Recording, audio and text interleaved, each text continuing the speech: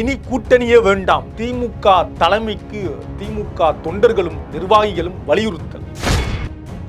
கூட்டணி என்ற பெயரில் துரோகிகளை நாம் சேர்க்கவே கூடாது என்பதில் திமுகவும் தெளிவாக இருக்கிறதா? நடக்க இருக்கிற இடைத்தேர்தலில் திமுகவுக்கு நிச்சயம் வெற்றி அவசியம். என்ன செய்ய போகிறார் திரு ஸ்டாலின்? பார்க்கலாம் இந்த காணொளி. ஆண்டுதோறும் எண்ணற்ற மருத்துவ மாணவர்களை உருவாக்கி வரும் நாமக்கல் குறிஞ்சி அகாடமியில் ஒரு வருட சிறப்பு நீட் ரிப்பீட்டர் பயிற்சி தமிழ் மற்றும் ஆங்கில வழி வகுப்புகள் தனித்தனியாக வருகின்ற 4/6/2026 முதல் தொடங்குகிறது. உலக தமிழர்களுக்கு வணக்கம்.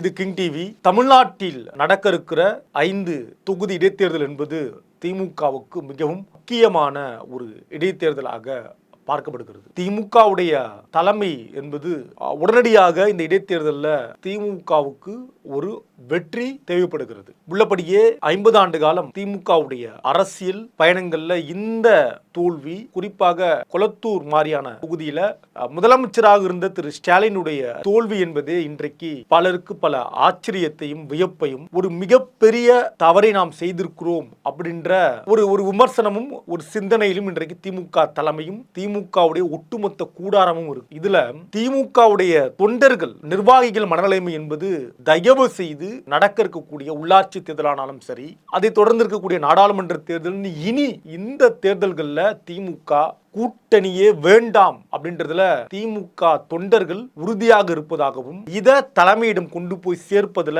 திமுக நிர்வாகிகளும் மற்ற பொறுப்பாளர்களும் தயாராக இருப்பதாகவும் பல செய்திகள் நமக்கு கிடைக்கின்றன. கூட்டணி நமக்கு வேண்டவே வேண்டாம் தலைவரே அப்படின்றதுல திமுக உண்மையான தொண்டர்கள், உடன்பிறப்புகள் ரொம்ப வருத்தத்தோட மன குமரலோட இருப்பதாகவும் பல தகவல் நமக்கு கிடைக்குது. இதுல கூட்டணியோடு பயணித்து நாம் கண்ட லாபம் என்ன, நமக்கான ஏற்பட்ட நட்டம் என்ன? நீங்க ஒரு 234 தொகுதிகள்ல குறைந்தபட்சம் நாம ஒரு 30 அல்லது 34, 20 தொகுதிகளை கூட்டணிக்கு நம்ம கொடுக்கலாம் நம்மோடு நிற்பவர்களோட. ஆனால் 200 தொகுதிகளில் உதயசூரியன் சின்னம் தான் நிற்க வேண்டும், களம் காண வேண்டும். நடந்து முடிந்த சட்டமன்ற தேர்தலில் கூட 200 தொகுதிகளில் உதயசூரியன் சின்னம் நின்றிருந்தால் நாம நிச்சயம் வெற்றியை பெற்றிருப்போம் அப்படின்ற ஒரு கருத்தையும் உடன்பிறப்புகள் தீவிரமாக நம்புறாங்க. இதை கொண்டு போய் தலைமை கிட்ட சொல்லணும்னு பாக்குறாங்க. இப்ப நடக்க இருக்கக்கூடிய இந்த தேர்தல் இருக்குல்ல, இடைத்தேர்தல், இதுல திமுகவுடைய தலைமை ஒரு தீவிரமான ஆலோசனையில் ஈடுபட்டு வருகிறது. முதல்ல இந்த 5 தொகுதிகளில நாம் தோற்றதற்கு அடிப்படை காரணம் என்ன?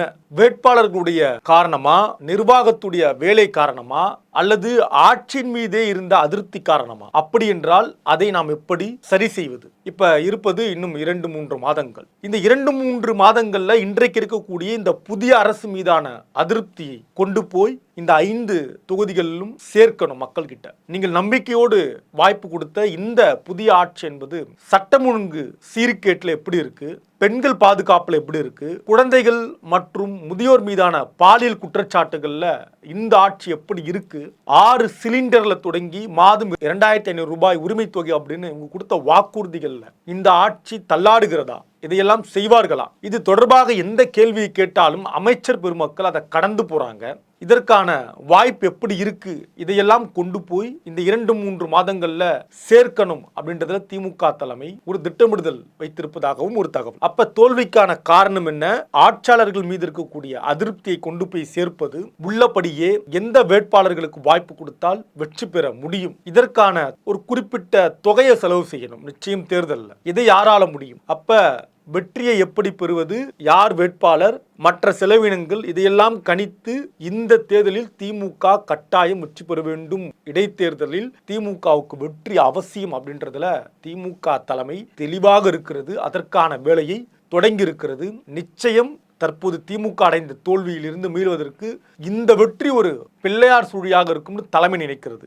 மறுபுறம் திமுக தொண்டர்கள் நிர்வாகிகள் இருக்காங்க இல்லையா, இது இருக்கட்டும். அதே நேரத்தில் கூட்டணி கட்சிகளோடு நீங்கள் நேரம் செலவிடுவதை குறைத்து திமுக நிர்வாகிகள், திமுக தொண்டர்கள், திமுக குடும்பம்னு பேரளவில் சொல்லாம உள்ளபடியே தொண்டர்கள் நிர்வாகிகள் அழைத்து பேசி நாம் இனி வரும் தேர்தல்களை சந்திக்கணும். ஒருபோதும் விசிகா, காங்கிரஸ், நம்மை விட்டு வெளியே போன முஸ்லீம் லீக் என இந்த கட்சிகளோடு நாம் இனி கூட்டணியே வைக்கவே கூடாது தலைவரே அப்படின்னு மனக்குமரல்ல திமுகவுடைய தொண்டர்கள் இருப்பதாகவும், இதை இதையெல்லாம் திமுக தலைமை உணர்ந்து செயல்பட்டால் உள்ளாட்சி தேர்தலில் கூட நாம் தனித்து நின்று களம் கண்டால் வெற்றி பெறலாம்.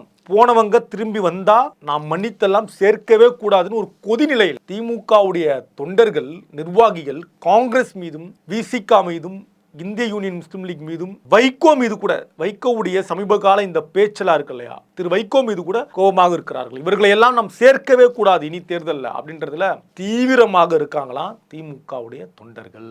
எனவே திமுக தலைமை எப்படி வெற்றி பெற போகிறது இந்த இடைத்தேர்தலில், உள்ளாட்சி தேர்தலில் தொண்டர்களுடைய மனநிலையை கேட்டு திமுக தலைமை முடிவெடுக்குமா என்பதுதான் தற்போது திமுக மாதிரியான ஒரு அரசியல் கட்சியுடைய நகர்வு எப்படி இருக்கு அப்படின்றத பொறுத்திருந்துதான் நாம் பார்க்க வேண்டும், அந்த நகர்வை கவனிக்க வேண்டும். நன்றி, வணக்கம்.